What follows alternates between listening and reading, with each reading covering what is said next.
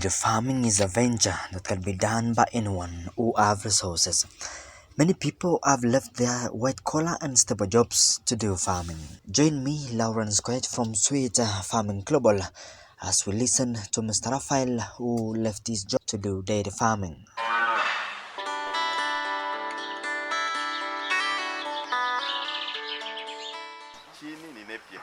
So you see what?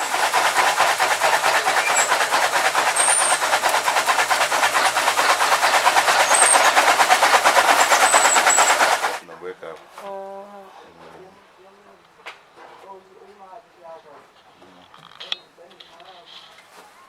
So you cut across the layers, you get it down together. You cut it across.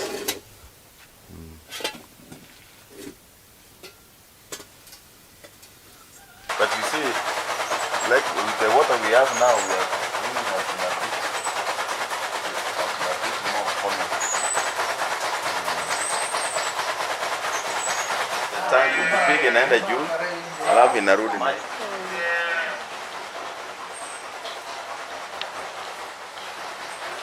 How many months are those for? This is actually a heifer. My name is Raphael. I'm a dairy farmer. Where we are here, this is Nyamira County. Actually, the sub-county is Nyamira South, and the ward is Nyamira Township, Nyamatuta. I'm a dairy farmer, and I've been doing dairy farming since 2014. That's when I started.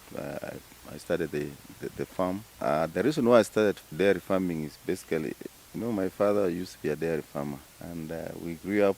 We were given the cows to go and graze, and I developed that love for the cows. So in my retirement plan was that I retire doing dairy farming, and that's why I actually started the farm before I retired, 2014. I actually took early retirement in 2016 from my place of work. I'd worked for Chemical Sure Company for a total of 4 years. We started with quite a number of animals. We bought 9 great cows from Kiambu. At that time, 2014, I'd actually changed my employment from pensionable to contractual. So the money I got from the pension part is what I teamed up with my other family, my wife, my son.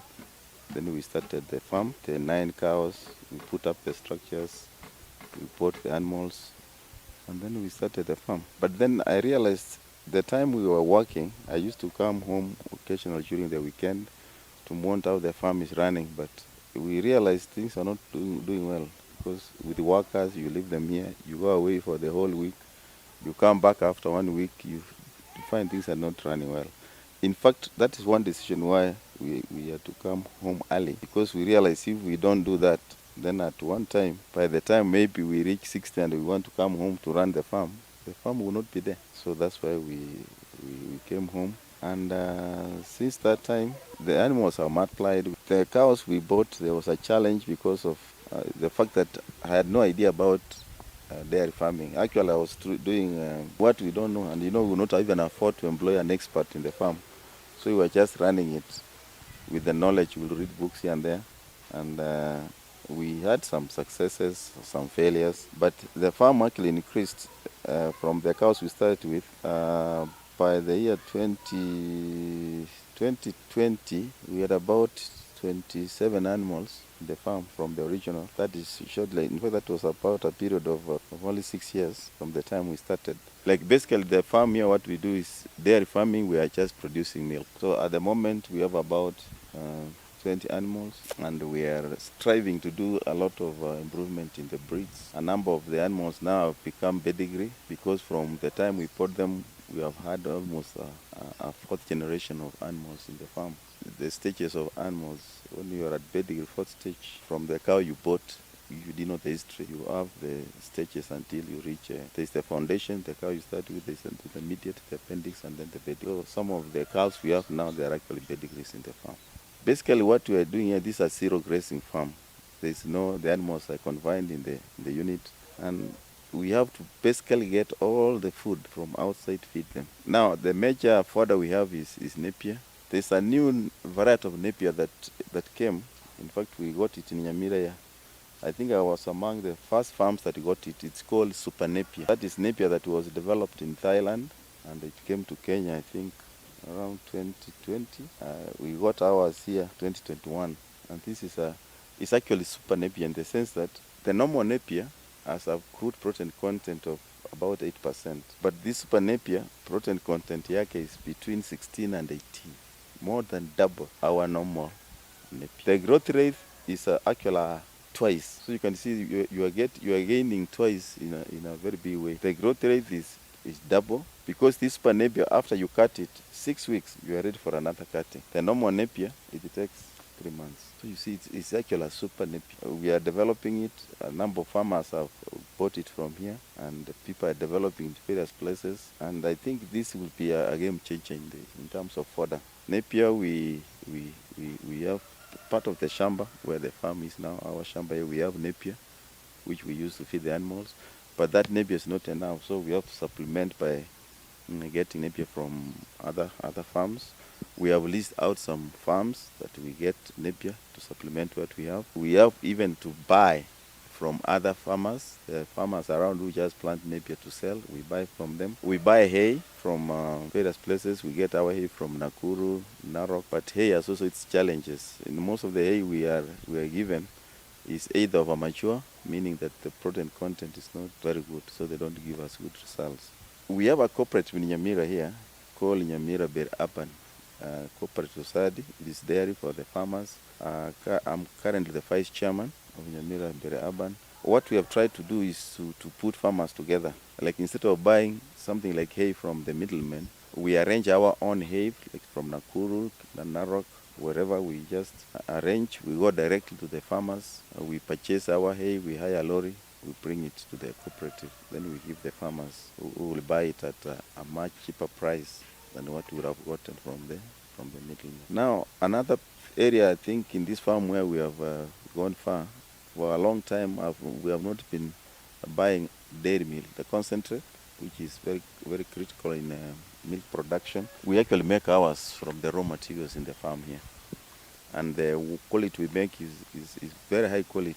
In this farm, we also make silage. Silage, we have shambas where we have leased. We plant maize. When it is ready for making silage, before the milk is completely dry from the grains, we cut it, chop it, whole maize, make a silage. But for most of the farms, that's the way forward. Like this farm, we are actually intending to lease big land somewhere where we'll have a lot of silage throughout.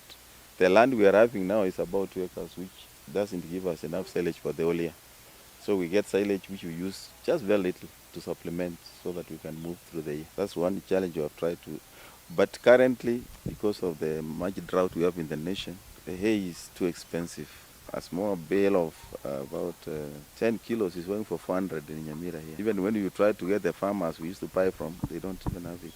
So we are left just to feed the cows with Napier and concentrates, which is the dairy meal we buy. Another challenge we have had in the farm has been water. We dug 2 boreholes by hand here, but those boreholes, when the weather is not very good, when there is no rain, it tends to get low. But recently, the Nyamira water system in the town has improved quite a bit, and we got a line from there, which is almost having water most of the time. So that is giving us now, is actually saving us from that challenge. Because without water, a dairy farm it will be a big challenge to run it. That's how we are running the farm.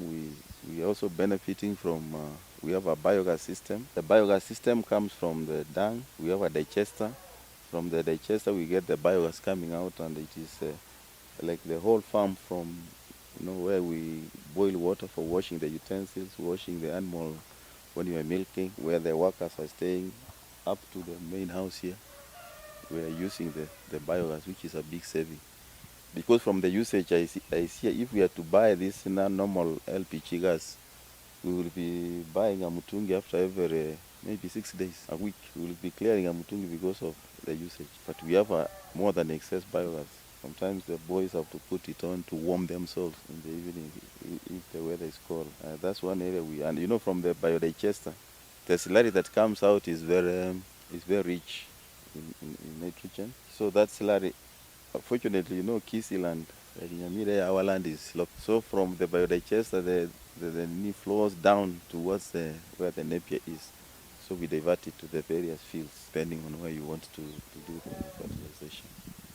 Mainly our milk is sold within the township. We take some to the cooperative, and we take some to some customers, the hotels, banks. Like at the moment, we are supplying about 4 banks in Nyamira, a number of hotels, and some other middlemen who buy the milk and also sell it to the people. Now, in terms of other improvements, we have through the cooperative. That's how we are able to actually buy cheaper fodder. We are able to come down together. The county government gave us free nitrogen, which we use for preservation of the semen straws. So the cooperative, we have our own cylinders where we keep the nitrogen. So we get semen, imported semen from companies like CRV, this one from Netherlands. We have things like Worldwide Sires from the US. We have Semex from Canada. So we get that semen directly from them. They deliver to the cooperative. We store it, and when a farmer needs it, we just give him. So you find that our farmers now in the cooperative, they get the semen at a price which is almost a quarter what they would have been charged by the veterinary officers. Dairy is all about feeds. If you want milk, you must have food. So you have to look around and make sure that you have a way you want to get enough feeds for the animals. If you cannot get enough feeds, or you cannot afford to procure them, which in most cases is very expensive, so you must have actually your cheaper source of the feeds that you want to give the animals. And then my advice is, once you realize that you have to do some feasibility study definitely, so that you are sure that the farm you have or the land you will be able to lease, all the fodder you will buy will be enough to feed the cows you want to start. If you want to do dairy, you start small. Start small so that you move up with your animals. You become an expert in your farm with your animals. Because in most cases, like the case we have experienced in this farm, the animals we bought them from Kiambu. Those cows, the fellows who sold them, the cows to us, they told us, these cows were rated at 30 liters per day. But when we brought them there, we realized we cannot get the 30. But after breeding, and in breeding you can always improve your breeds, and the animals you breed in the farm, they get adapted to the environment. So you find there are very good producers. Like here, we don't have any of the original cows we bought. We have culled them out of the farm. The animals that were born from those initial animals we bought are the ones which are here now. We have the daughters, the granddaughters, and the great-granddaughters. We are seeing now that production which we have never been seeing. Because now at least the best cow we are producing up to 38. Yet the animals we brought in, we hardly used to get even 25. But majorly the challenge we have as dairy farmers, they are numerous. First, we don't have serious advice from the government, from the local, our local experts. There are officers the government has employed to go around and give farmers advice. But you rarely see them. And even when they come to the farm, they are not coming to add value to the farm. They are coming maybe because they want to make money from the farmer. You find these officers, most of them they also have their own private ways, businesses. Some are actually artificial insemination officers, but they are carrying their own straws. Nyamira County started with the former governor, the late Nyangarama, had started a program where he was actually assisting farmers to have better improvement of their breeds. So you used to get, even now the programs there, they get semen from Kabete, and then they assist the farmers to try them. So they are not assisting. We have production officers employed by the government on government motorcycles. They move around. They're supposed to advise, go farm to farm, see how the farmers are feeding the animals, advise them, but they don't do it.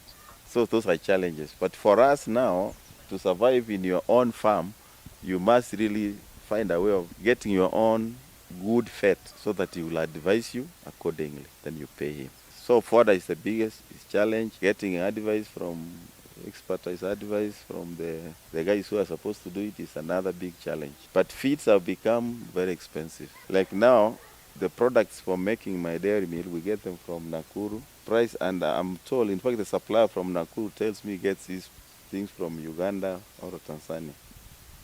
So imagine something travels past Nyamira, goes to Nakuru, then comes back from Nakuru to here. Then you put in the transport costs, it comes. becomes fairly expensive. And let me assure you, a number of farmers, what they do, things like dairy mill, they either avoid it or they give the cow very little. Since they can't afford the high yield, they buy the cheapest. And from the cheapest, you can't get your production.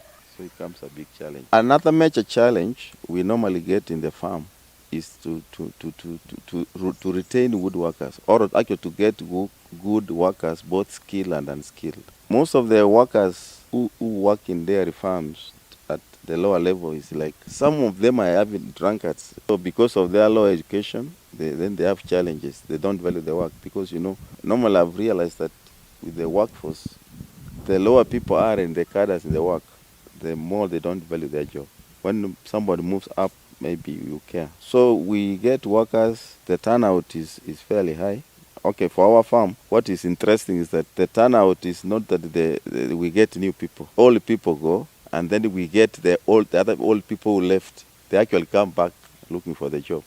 So you find like we have been having about six workers who have been rotating. Huyu akichoka anaenda, his friend who left comes back, like that. It's a big challenge, but we are trying to get over it by improving their salaries and their terms. Like our workers here now, we have put them on NSSF. They want them to join NHIF, so that trying to see if we can improve their terms, that they can stay for a longer period. Because with the cows, by the way, cows are like babies. If you have cows and you keep on changing the workers, it is like a mama having a baby and you are changing mates every day. It becomes expensive. Even to the cows, actually, they are not comfortable. And what I've realized about cows are animals that want continuity. Like even with the feeds, if you are able to feed your cows with a particular food which is available, make it consistent and you'll get production. And maybe what I should advise people who are starting dairy farming, you should not start with so many animals. Actually, the best way to start dairy farming, start with just a few animals. If you are, you are just fresh, you don't know much about animals and you are just starting from nowhere. So it's good to start with a few animals so that you can be able to manage them and they grow. You will grow the farm by breeding your own animals and you see them come up.